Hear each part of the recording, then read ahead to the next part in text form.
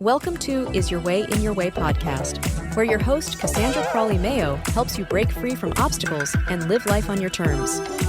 Get ready to embark on a journey of self-discovery, empowerment, and inspiration.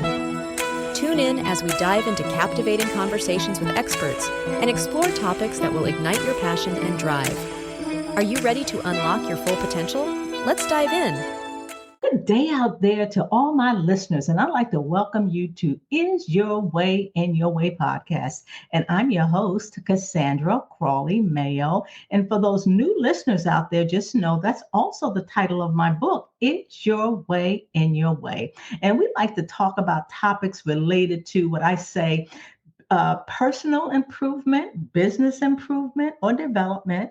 And at times, this will enable you to self-reflect.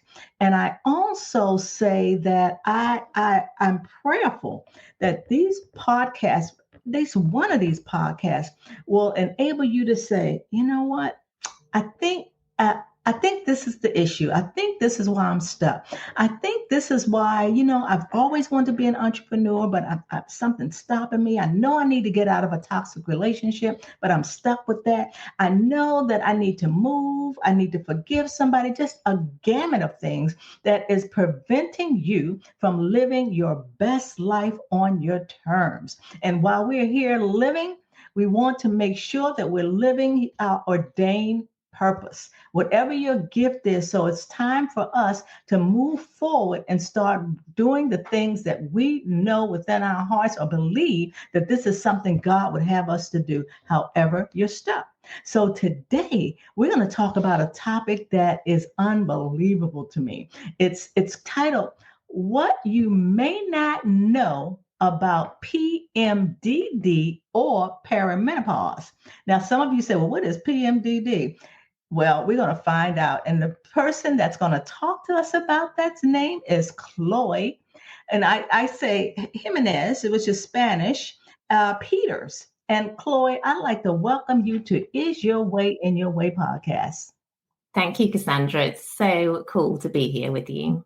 Yeah, I'm feeling the same way. I'm looking forward to diving in, guys, because this is a topic that I'm saying you probably don't even know about it or even know what it stands for. But before we delve into this, I want to read a little bit about Crawley so that you can get some, what I would call, understand her a little bit before we dive in. So Crawley is a transformational hypnotherapist and trauma-informed coach who helps women worldwide break free from the subconscious patterns behind PMDD, premenstrual dysphoric disorder, and we're going to elaborate on that, perimenopause, and the lingering effects of toxic relationships. Combining her medical background with a profound knowledge of the subconscious, Crawley specializes in rewiring the mind and nervous system to unlock true self-worth, inner peace, and fulfilling relationship. Intrigued by how Crawley transformed trauma into a success blueprint, this interview is going to reveal her unique approach to healing and empowerment, paving the way for a thriving, purpose-filled life. Wow, this is so cool. Hey, listeners, and I've experienced what she's going to talk about. So I know, like when I wrote my book, I said many of you will be able to see yourself in the book, but this time you're going to also see yourself in this podcast. So Crawley, before let me ask you this. What was life prior to your journey, before you went through your journey of heartbreak and healing? What was going on with you prior to that your heartbreak and healing? What happened?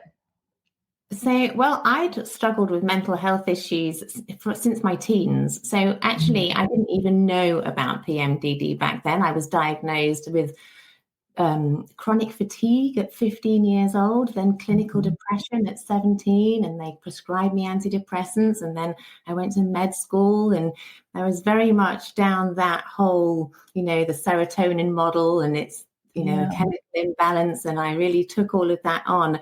And it wasn't until I was left by the I call him the sperm donor of my 3 children because he is absent, and that's what he now will remain as, the sperm donor. He left for a 23-year-old Swedish girl. He disappeared. I was pregnant, and I was absolutely heartbroken. And I just remember this day sitting on my green sofa watching my 2 baby boys under the age of 2, and just thinking, God, because I just couldn't sleep. I was a complete wreck, obsessing over where he was, what they were doing, and just in denial, really just wanting my life back on track. And I was having these thoughts.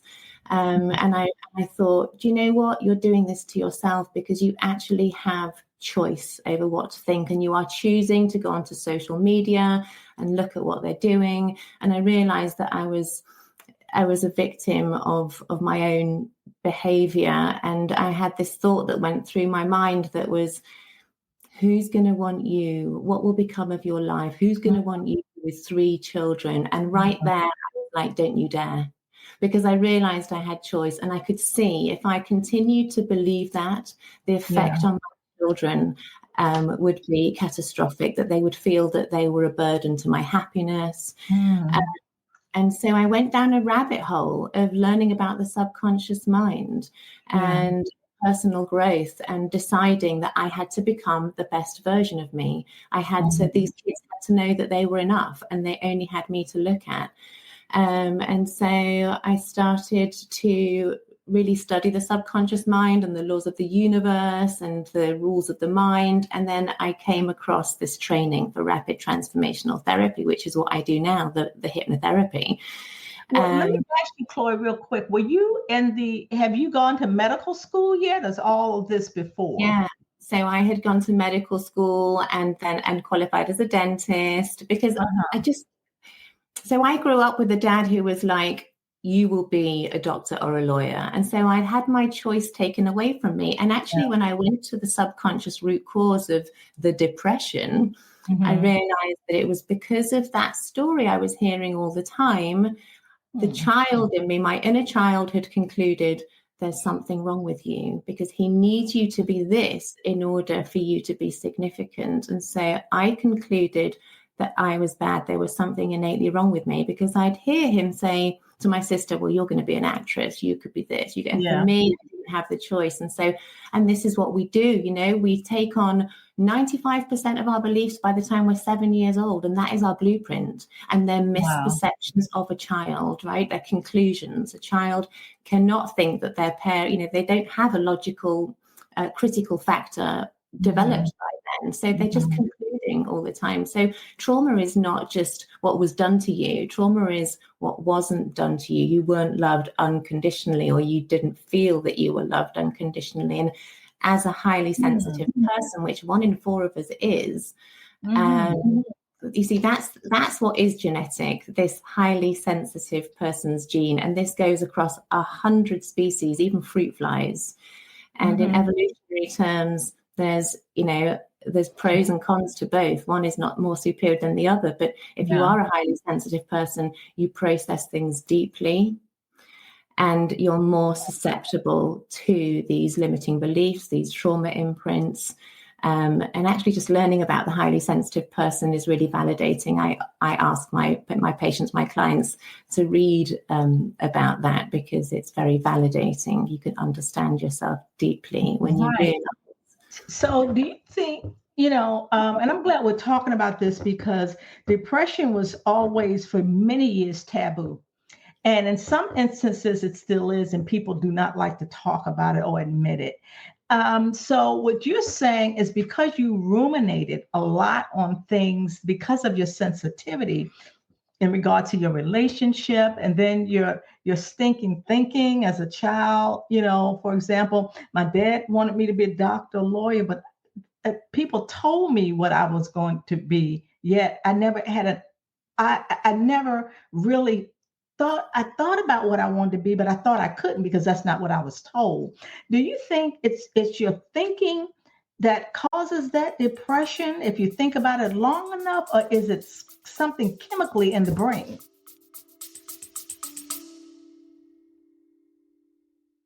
Ready to design your dream life? Join Cassandra Crawley Mayo's Create and Design Your Best Life workshop. Break free from self-doubt and obstacles and step into a life of purpose and fulfillment. Click the link in the description to register now. Don't wait. Spaces are limited. Start living your best life today. So I will talk about depression all day long with you, Cassandra, because that's my speciality is depression. Okay. And when you've worked with hundreds and hundreds of people for the same thing, you start to see a pattern in the subconscious blueprint. So I can tell you the typical beliefs under depression, for anger, for anxiety. So with depression, that serotonin model was never proven. It was just a hypothesis that was never proven, but of course it suits big pharma to carry on promoting that. With depression, it's the ultimate rejection of self, and it is a belief, like if you grew up with parents not being able to attune to you, not being it. So my story, that's personal, but I formed the belief that I was bad. There was something innately wrong with me. And this is what happens. These people, these children, these young children, because nobody could attune to them when they were in a moment of need, that's, or they had parents who went, if you don't stop crying, I'm going to give you something to cry about. And so the conclusion of the child, there's something wrong with me. I'm bad. I'm wrong. I'm innately wrong.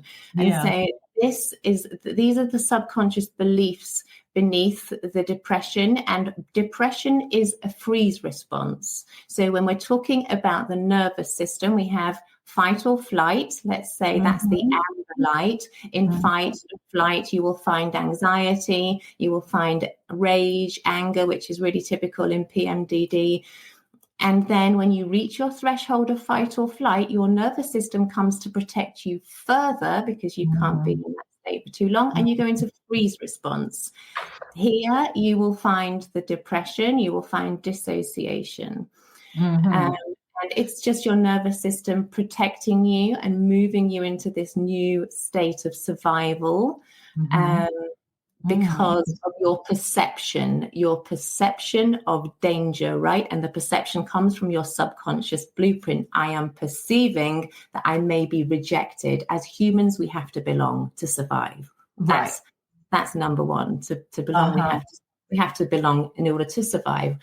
A human child cannot survive without the parents, without the caregivers keeping them alive. So it's our priority to survive. In order to survive, we need to belong. We need to be the good girl. We need to, because that's how we parent conditionally. Oh, if I'm a good girl, then I feel loved. If I don't do that, then I feel rejected. I must never do that again. And so we're being programmed all the time. Okay. So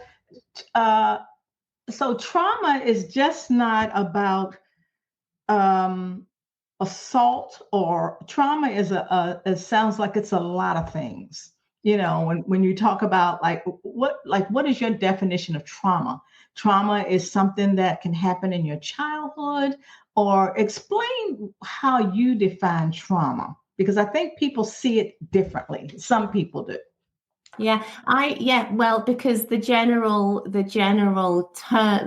understanding is those things that we call big T trauma, things that happen to you that shouldn't have happened to you. Right. Okay. I'm not really comfortable with categorizing trauma as big T and small t. So trauma in Greek means wound. And the thing is, we all have different sensitivities. We have a different capacity from one another to hold certain events. So the trauma is not the event, actually. That's a traumatic event. The trauma is what occurs in the body. It's the glitch in the nervous system, the glitch in your subconscious blueprint.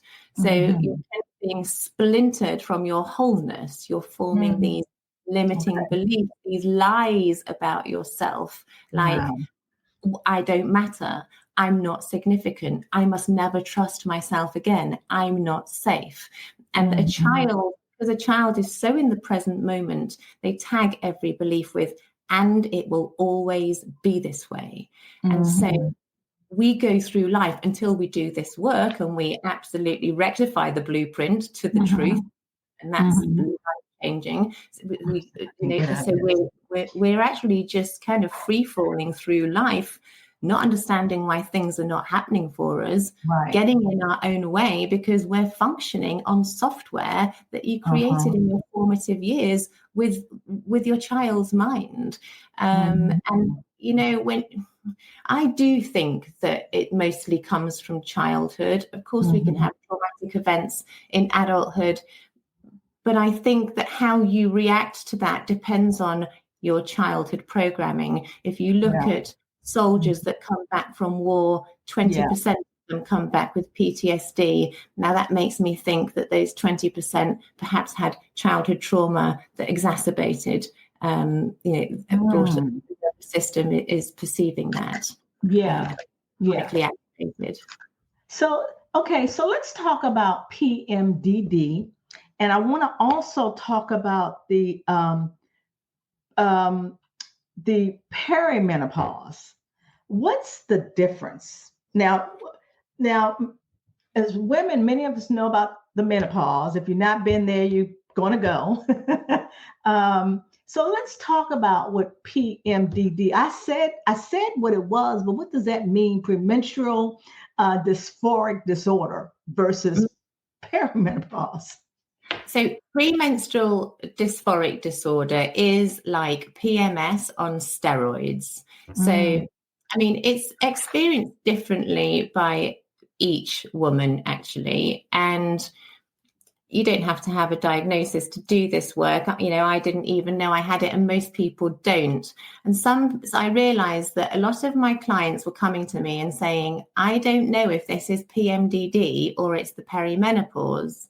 Well, my answer to that is it just doesn't matter. You've got symptoms that you want to be free of. So we go to the subconscious root of it. And then they were saying, when they were coming out of my signature program, why don't you do a program for perimenopause? And I'm like, well, it doesn't matter. It's the same work. So my program, Wounds into Wings, is for depression, perimenopause, and PMDD. So with PMDD, for me, for instance, now I know what it is. I learned about it in my training because there was a masterclass on it from another graduate who had discovered that she healed herself in her training by having sessions on herself.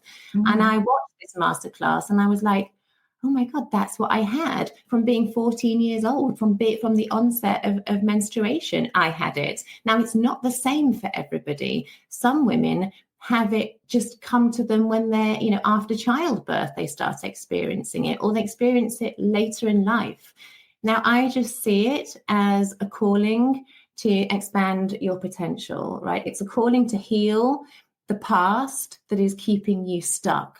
The PMDD is the calling, you're saying?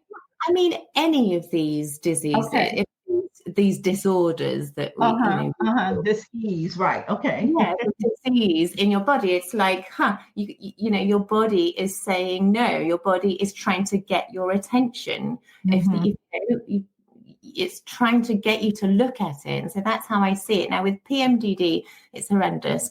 We have the symptoms are suicide ideation,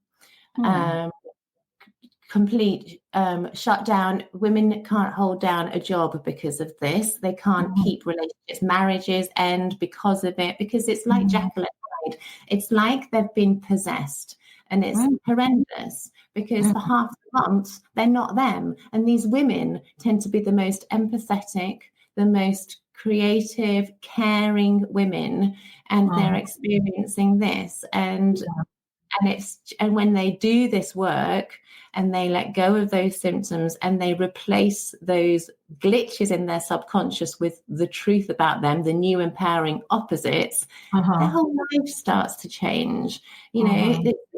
This is why I call it Wounds into Wings now, because it wasn't always that.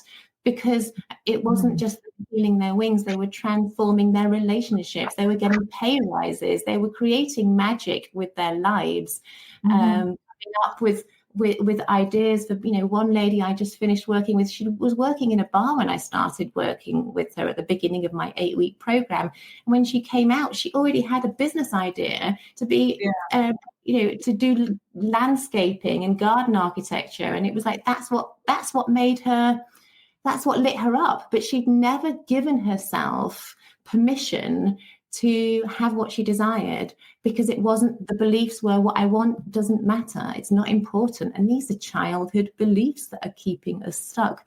And your subconscious mind will show you whatever we go to the symptom of. Your subconscious mind absolutely has the answer. And the problem is, your subconscious mind is running the show. It's running all the processes in your body.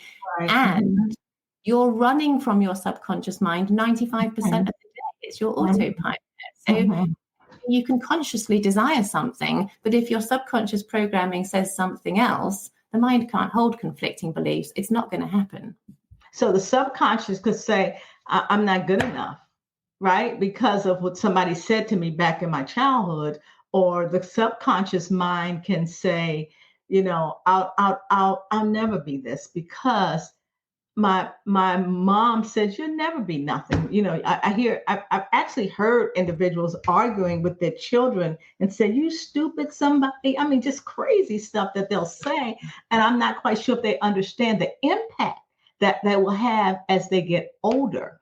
And because we're just talking, well, I know what, hormones are powerful. Let's talk about hormones. And we all have them. Men have them too. But ours, what is the estrogen, the progesterone, the testosterone? Why are they so powerful?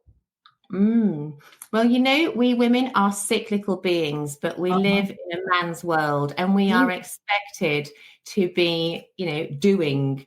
And also when we become mothers as well, because mothering is a masculine energy, right? But we're women, and we've kind of abandoned the very fact that we have cyclical needs. And through the month, we need to be honoring those needs. They're seasons of a month. And we have to really honor that and understand that when that luteal phase comes, that shift in hormones is causing us to look inward, to do some introspection. So it's like the assessment mode. And when you have these glitches in your subconscious mind, you're faced to look, you're faced to feel, because your subconscious mind is the feeling mind. All of your emotions and your feelings come from the subconscious mind. Emotion overrides logic every time. And so when you're in your luteal phase and you're going inward, because this is the time where you're supposed to reassess and grow and look where we need to make changes in our lives, but society it's not conducive to that. I think we're changing this now. I think we're waking up to the fact that we have to honor our cyclical ways and look after ourselves. But this time of introspection and this time of going inwards into assessment mode, when you're faced with it's like a truth serum, this hormone shift. It's like lifting the veil on your past pain, on your past trauma that needs to be alchemized. It needs to be transformed. And it's showing you. It's showing you that we're like hating on our hormones because we've been programmed to hate on our hormones. We've been programmed to, need to keep going, need to keep doing in a very masculine way.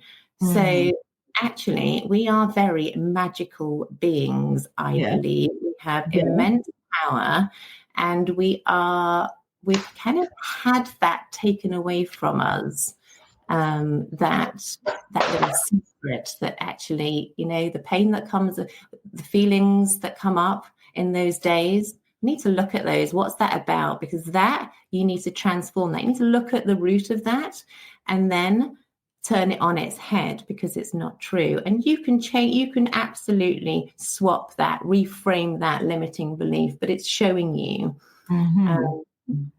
Okay. Are there quizzes or tests to show whether you have PMDD? How does the individual know they have PMDD, or like you say, perimenopause, even though you said they're kind of the same thing?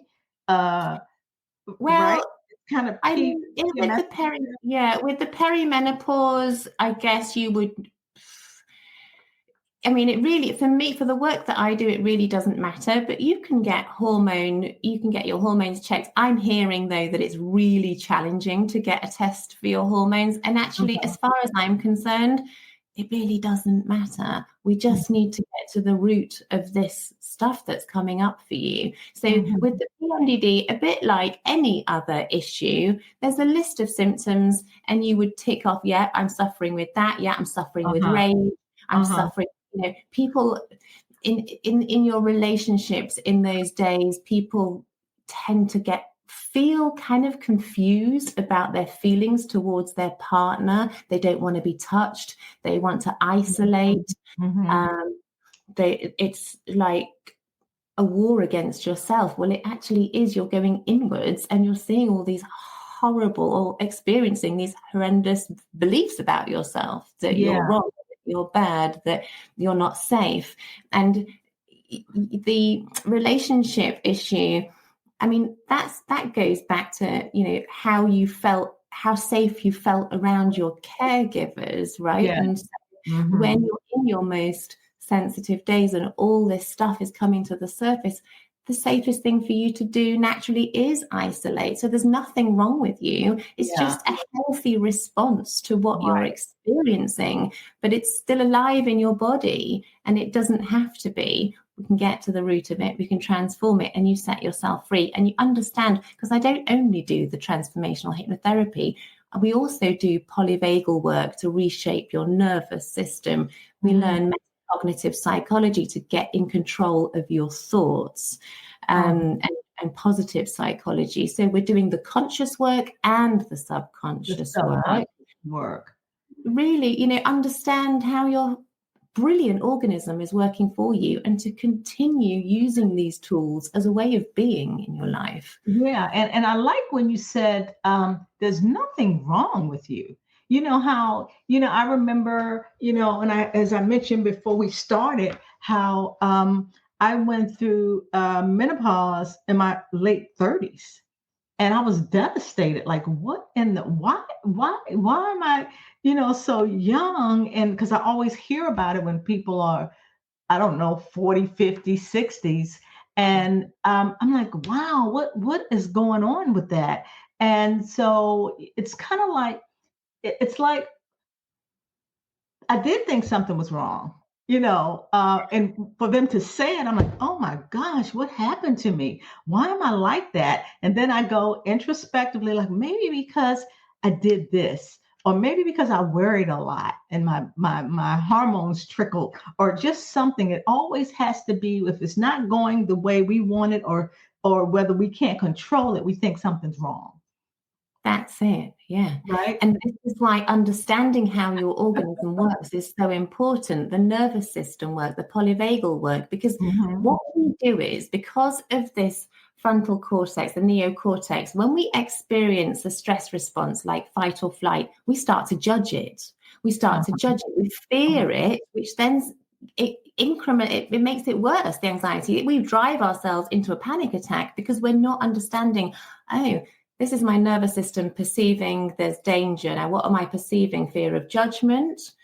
Well, I validate me. I'm not a dependent child anymore, right? So when we can understand the subconscious programming, because we've made it conscious, and we have the tools to bring our nervous system back to homeostasis, and understand actually our nervous system is always working for us, not against us. And we have, our emotions, our behaviors, what we're experiencing, this is changing your physiology at every moment in the day. Your genes are switching on and off according to what you need at every moment in the day. This is epigenetics. Yeah. And so your reactions to things are going to change your hormonal levels in your body. That's just how it is, because your body's incredibly intelligent. I need to adapt to this situation. I mean, that's what these trauma imprints are, right? They're adaptations to the environment. Just like when a plant is short of, let's say, copper, its leaves will go yellow in order to survive. It's adapting to its environment, just as we have to do, and our nervous system and our cells are incredibly intelligent, and the subconscious mind is running the show. So it's understanding is power, and understanding what you can do, what tools you can pull from, and really just looking like, anytime I have something, I'm like, this feeling's been here for a few days now, and I don't know what this is. I'm going to have a session. I'm going to get to the subconscious root of it, and I'm going to alchemize it, because I know it's the next level of growth. It's my next level of expansion. And this is what we're here for. We're here to evolve. Sadly, the human species is de-evolving, but we've got to do the work. We've got to do the work for us, for our kids. And we've only got one life in this body. So we've got to make the most of it. And that was my thing in that moment on the green sofa. I've got to become the best version of me. I've got to find my purpose. If not for me, for them, because they depend on me. Right. So it sounds like you got to a point where enough is enough. It's like, I'm sick of this. And sometimes I believe that's what it takes. And even when I think about what I've gone through and thinking about my book and, my emotions and why it took me so long to write the book, I'm like, okay, I'm sick and tired of feeling like I'm feeling. So it's time for me to get help. And when I say help, what I did was went on a self-discovery journey. Okay, because I'm not sure what it is that I need, but it's just like this particular podcast. There's some listeners out there struggling, or either have some friends that are struggling, like, what, maybe I do have PMDD, or I am depressed, or I'm going to go to the doctor and get some antidepressants, and so the work that you do, does it mitigate having antidepressants or not? Or you think, because I want to hear the tools you use to help people get out of their self or get out of their way to start living their full potential. So what are your tools, and do you believe in the antidepressants, or is it both? Well, I was put on antidepressants at 17, and, I'm not against them in that they can be life-saving when you're really rock bottom. But that for me is like putting earplugs in, right? Where it's like putting earplugs in and not actually extracting the wisdom from what you're being shown. And many women I work with say, I just can't be on these antidepressants anymore. I feel numb. I have no sex drive. I have to do something. I can't be on them anymore. And my point is, with the work that we do, this work makes them futile. I mean, the point is to do this work, and it's rapid and it is super effective. And this is like turning your wounds into wings. And so it's to make them unnecessary. I mean, my mum, for instance, she was on antidepressants. She had an RTT session with me.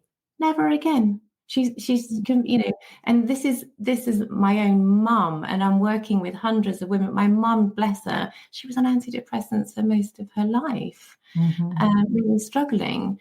So I'm not here to say to anybody, right, now we've done the session, you can come off the antidepressants. Right. That is something you work with your doctor to wean yourself off them if that's what you want to do. But my point is that the work that we do just makes them unnecessary, actually, because we've gone to the subconscious route, and in one session you can be free from depression.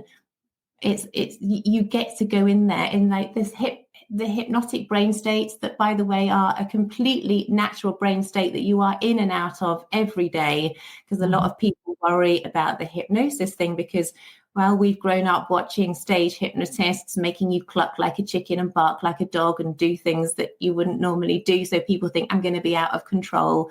It's just like a meditation. You're just more in control. You're more aware. You can access memories that maybe you couldn't access with your conscious mind. Some people go to the womb, some people go to being born, some people access memories that they'd completely forgotten. And whatever your subconscious mind shows you, that's absolutely what you need to look at. And we will you go back, say the first thing we do in this 2-hour session is regression. So you'll go back, your subconscious mind will show you 3 or 4 scenes from your childhood that are absolutely to do with the root cause. And you will, and through that regression, I extract the beliefs. What's the feeling? You know, I'm 7 years old, I'm sitting on the porch and I'm feeling shame, I'm feeling bad, I'm believing that nobody loves me. That must mean that I'm unlovable, I'm unlikable. These are the beliefs. And so, and across those 3-4 scenes that your subconscious mind shows us, you get to see the collection, the paradigm, the set of beliefs that have been running the show. And so for the rest of those 2 hours, we do all the reframing, we do the inner child work. And doing this work in hypnotic brain states is so powerful, because it's like going into this portal of infinite resources, and it's really quite spiritual as well, and just reconnecting with yourself and accepting yourself as lovable, as likable, as more than enough, and realizing that was always the truth. So this approach to hypnotherapy is the approach that enables your patients to break free. Absolutely. Yeah. Okay. All right. Have you ever gone through, and you say your sessions are about 2 hours, right? And what you said about your mom or another patient, like you can go through a session and you'll be done, right? But then some people it may take longer. Is that correct? More than 2 hours, and they have to come back another day and redo this again? So my sessions are 2 hours long, but after that session, you will go away with a 15-minute recording with all the new empowering beliefs pertinent to that session. And you must listen to that for 21 to 30 days. Every day when you go to bed, you'll do the self-hypnosis to rewire the subconscious mind, because the mind learns in 2 ways: in hypnotic brain states and by repetition. Children are in hypnotic brain states until they're 7 years old. They are in hypnotic brain states. That's why they absorb things like sponges. And so that's how the mind learns. So I use 1 session per symptom. So normally if somebody comes to me with depression and anxiety, I go, right, we're going to go to the root cause of the depression. I want to get you out of freeze response first. So we go to the root cause of the depression, and after that session, it's just so different for them. And I would say after a day or 2, they already feel free. The depression has gone, but they're still listening to the recording, and they're still working through the conscious lessons that I provide them in my program.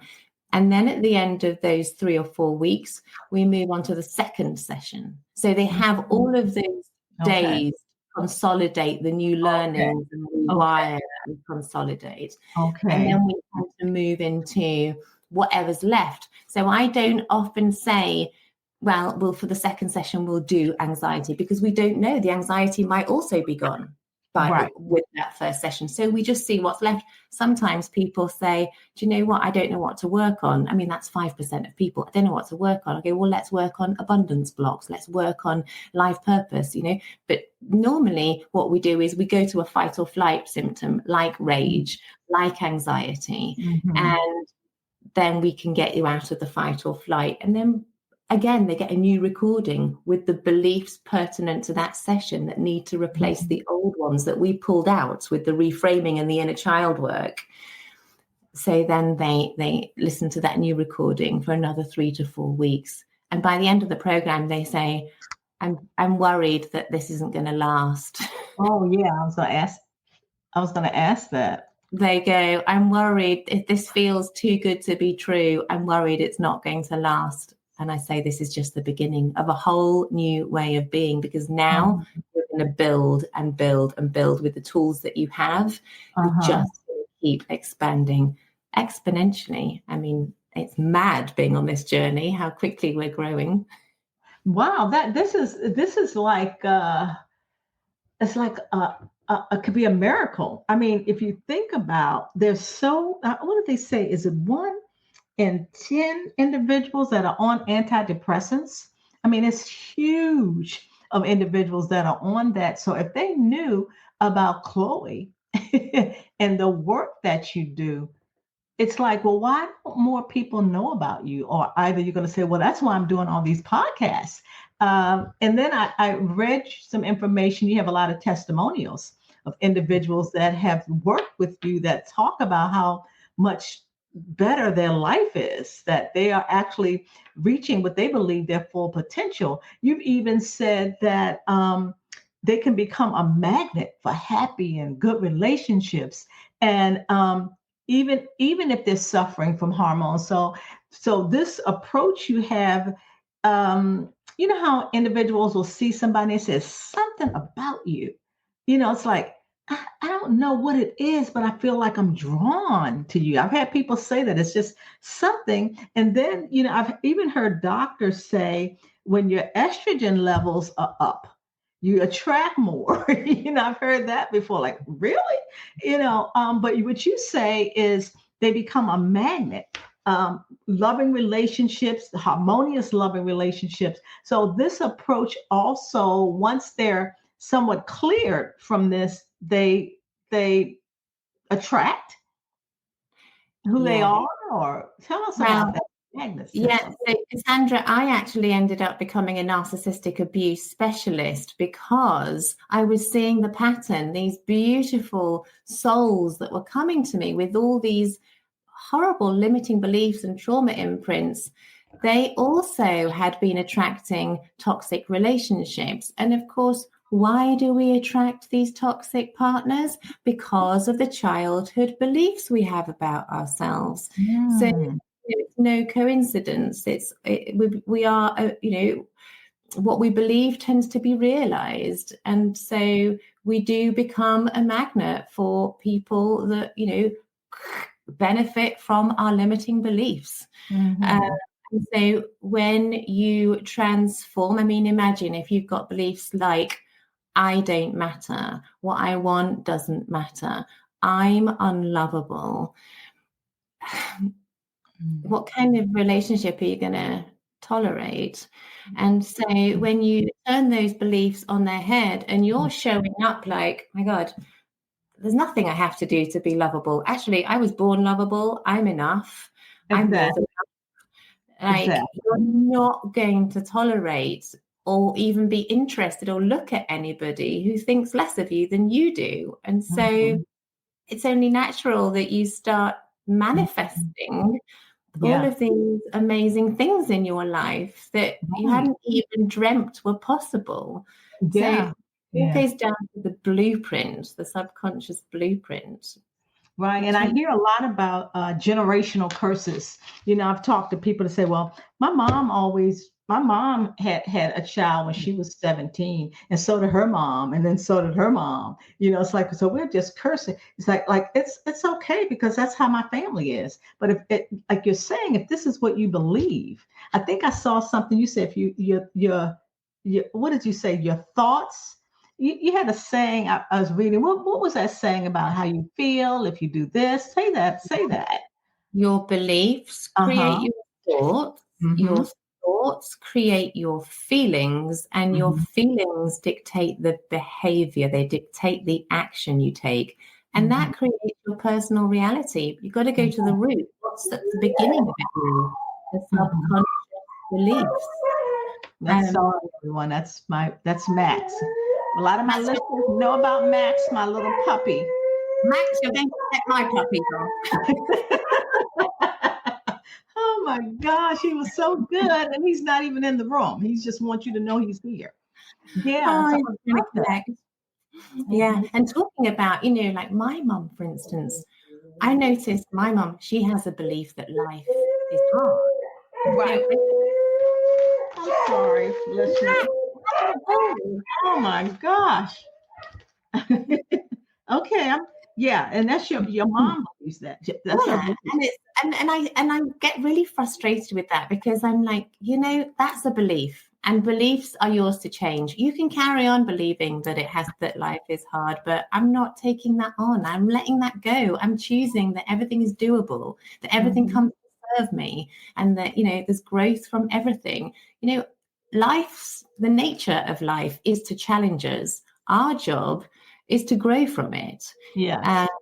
Life, its nature is to challenge. That's it, and our job is to just grow from it. So that's what we do, evolve, and be able to hold more, and actually do the nervous system work, so that our nervous system is not going into a physiological state that is going to create illness. Wow, that's amazing. Stress state, I was like, oh my goodness, the pathways that I am activating physiologically are going to create illness. Like, this is how illness is caused. I have to take control of my actions and my thoughts. How do I do that? I've got to change the belief system. Right. Excellent. Wow. Boy, this conversation was awesome, and it certainly provides my listeners insights on why they are stuck. I mean, it could be different things. However, but just think, are they having these symptoms you talked about, the depression, I'm not good enough, all this thought patterns, or are they in the menopausal stage or the premenopausal stage? And like we said in the beginning, what you may not have known about PMDD or perimenopause, as you indicated, it's one and the same. I mean, let's just, it's kind of like when they talk about dementia and what's it? And the doctor said, well, to me, it's the same. It's an umbrella, trying to figure out, do they have dementia? And then it's called something else. And then they said, well, it's all the same. Yeah, I mean, the labels are useful. They can feel validating. But for me, with the work that I do, it doesn't matter. We're working at the root cause of the symptom. And, perimenopause is showing you're being shown, those months or years running up to the menopause, you're being shown what you need to alchemize, what you need to look at in order to expand and really, be who you're meant to be. It's screaming out to feel. So PMDD is PMS on steroids. You can have it from your period. Perimenopause symptoms, they'll obviously show up in the months running up to the menopause and the years. So it really doesn't matter. We go to the root cause of, I worked with breast cancer. We go to the emotional root cause of whatever you are struggling with, and we just transform the subconscious blueprint. So, yeah, you don't need the label, because it's your feelings are the most real thing you have. You're a human. Your feelings are real. You don't need a doctor to say, oh, well, you've got this. How's that useful? So that they can give you a pill. But that's benefiting who? Yes. Right. Yeah. So we have to be careful what we're thinking, right? With our past and our blinders that we have on the things that people told us, those limiting beliefs and all of that. Wow. Yeah, and we're not even conscious of them, actually. That's the thing. And you actually spoke about rumination. So, yeah, the rumination tends to take us deeper into the depression. Ruminating over things. We do that, don't we? We cause shame. Oh, I shouldn't have said that. Oh, I shouldn't have done that. The rumination. And then the anxiety typically is worrying about what could happen, about the future. But those thoughts come from a subconscious blueprint about your safety in this world. And that's where they're coming from. Wonderful. Boy, how can my listeners get in touch with you? Well, Instagram, I am on Instagram. And if you would like to come and have a chat with me, I offer 15-minute free discovery calls where we can start to map out your healing journey. So you can book that call via my website at intowings.com. Or you can DM me on Instagram if you're feeling ready to start this amazing transformational work and become the best version of you rapidly, getting to the root cause. So yeah, connect with me on Instagram and book a call with me. I'd be delighted. Wow, you were great. I definitely know what PMDD means and the perimenopause, and I'm getting a better understanding in regards to our nervous system and our thinking. And I think many of us already know that our thoughts have so much to do with what's going on in our lives. It's just that many of us don't want to do the work. And you didn't get like this yesterday. So don't think you're going to get out of it tomorrow, because we're like a microwave society. We want it right now. But yet one of these things these podcasts have been doing is providing resources and giving individuals insight and another way of thinking about things. It opens them up to what's really out here in the world, and it's their decision. I think having your choice is a gift to me. So it's their decision to whether this is the route they want to go in. Because I definitely believe that we're all here for a reason. And it's tough to figure out what the reason is when you're stuck. Like I just can't get out of this cycle that I'm in. I can't even think straight. I can't even focus. And based on the work that you do, you are definitely a resource. I see you as a blessing for those who are open and want to get better, I would say. So I'd like to thank you, my listeners. I know you've enjoyed this, and I ask that if you have friends, family, acquaintances that this would resonate with them and it could be a blessing to them, please share it. Please share this podcast with them. It's also going to be on every podcast platform. And I just want to thank Crawley for being on my podcast. It's just great. And for my listeners, I always say bye for now. God bless you. And also listen to this podcast more than once. It's okay to get it in your psyche and hear it over and over again, because I'm certain it'll be a blessing. And Crawley, I have to say bye for now. And again, thank you so much for being a guest on my podcast, Is Your Way in Your Way. Thank you, Crawley. Thank you, Cassandra.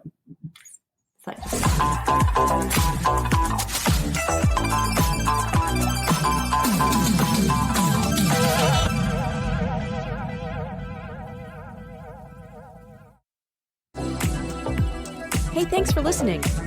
If you've been enjoying our empowering conversations, make sure you don't miss out on future episodes of Is Your Way in Your Way podcast. Stay in the loop with all the latest episodes. Join our mailing list over at CassandraCrawley.com. And before you go, hit that like button, share with your friends, and subscribe now. Until next time, let's get ready to live your best life.